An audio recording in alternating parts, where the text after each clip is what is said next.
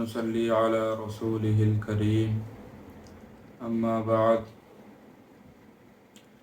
تو جیسا کہ آپ حضرات کو معلوم ہے کہ رمضان المبارک کا مہینہ شروع ہے اور پہلا عشرہ نصف ہو چکا ہے، تو رمضان المبارک میں پہلے بھی عرض کیا گیا ہے کہ عبادات کا زیادہ سے زیادہ معمول بنایا جائے۔ رمضان المبارک میں ہر عبادت کا ثواب جو ہے وہ 70 گنا زیادہ ہو جاتا ہے۔ اس لیے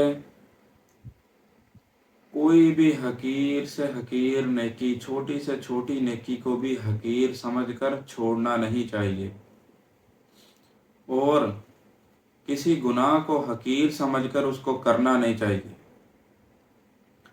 تو رمضان المبارک کا پہلا عشرہ جو ہے یہ رحمت کا عشرہ ہے۔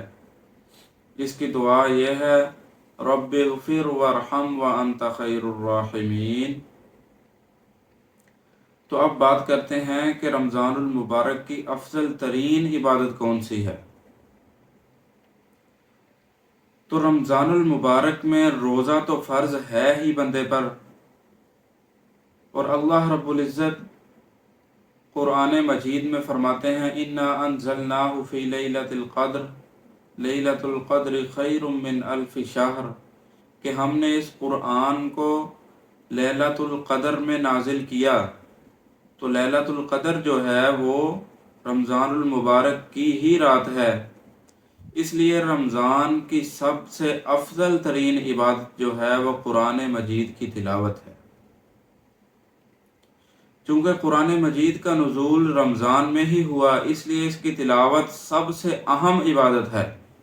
اس کے علاوہ ذکر اللہ اور استغفار کی کثرت بھی ہونی چاہیے، اور صلاۃ التسبیح اور نماز تہجد کا اہتمام بھی کرنا چاہیے۔ اب رمضان المبارک کی مسنون عبادت، رمضان المبارک کی مسنون عبادت تراویح، تلاوت کلام پاک، تہجد اور صدقات و خیرات کے اہتمام ہے۔ جیسا کہ یہ بھی آپ کو معلوم ہے کہ رمضان المبارک میں شیاطین جو ہیں وہ بند کر دیے جاتے ہیں، تو اس لیے رمضان المبارک میں شیطان وسواس بھی نہیں ڈال سکتا۔ اس لیے رمضان المبارک میں عبادت کا معمول زیادہ سے زیادہ بنانا چاہیے۔ تو اب تھوڑی سی بات کرتے ہیں کہ روزے کی نیت کب کرے۔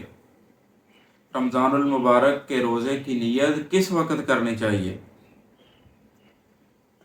تو اس کا جواب یہ ہے کہ بہتر ہے کہ رمضان المبارک کے روزے کی نیت صبح صادق سے پہلے کر لی جائے۔ اگر صبح صادق سے پہلے رمضان کا روزہ رکھنے کا ارادہ نہیں تھا، صبح صادق کے بعد ارادہ ہوا تو روزہ رکھ ہی لینا چاہیے تھا۔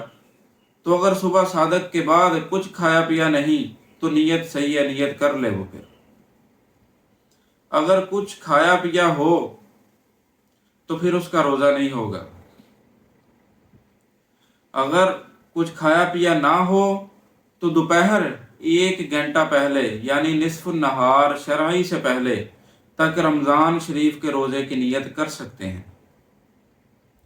رمضان شریف کے روزے میں بس اتنی نیت کر لینا بھی کافی ہے کہ آج میرا روزہ ہے، یا رات کو نیت کر لے کہ صبح میں نے روزہ رکھنا ہے، یہ نیت کافی ہے۔ اب نصف النہار شرعی سے پہلے روزے کی نیت کرنا چاہیے۔ جواب یہ ہے کہ پہلے یہ سمجھ لیا جائے کہ نصف النہار شرعی کیا چیز ہے۔ نصف النہار دن کے نصف کو کہتے ہیں، اور روزہ دار کے لیے صبح صادق سے دن شروع ہو جاتا ہے۔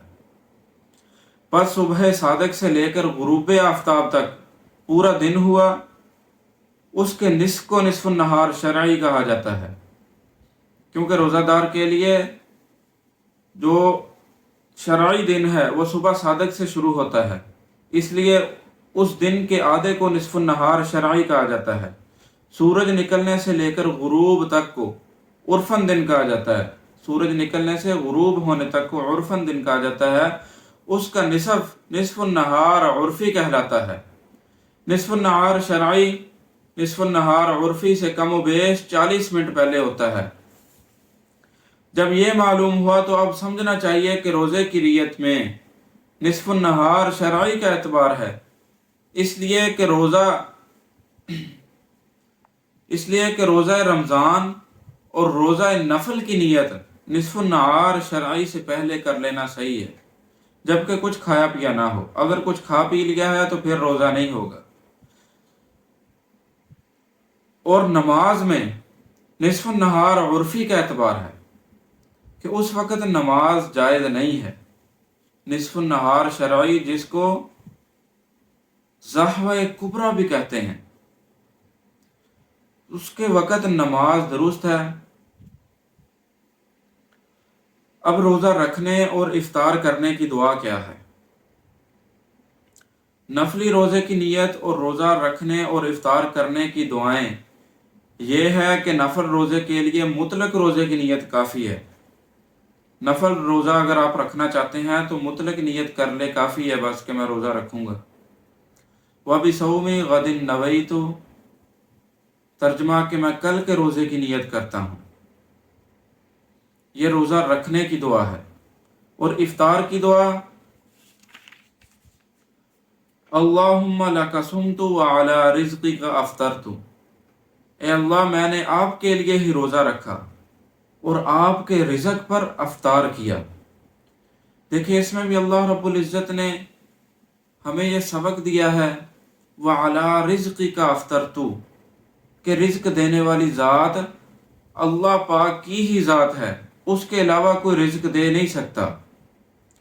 जैसे सूरह बकरा के शुरू में अल्लाह रब्बुल इज़्ज़त ने मोमिनीन की सिफ़ात का तज़किरा किया था, उसमें यह फरमाया था कि मोमिनीन वो हैं जो नमाज कायम करते हैं, व मिम्मा रज़क़नाहुम युनफ़िक़ून, और वो हैं जो हमने उनको रिज़्क़ दिया है उसमें से खर्च करते हैं।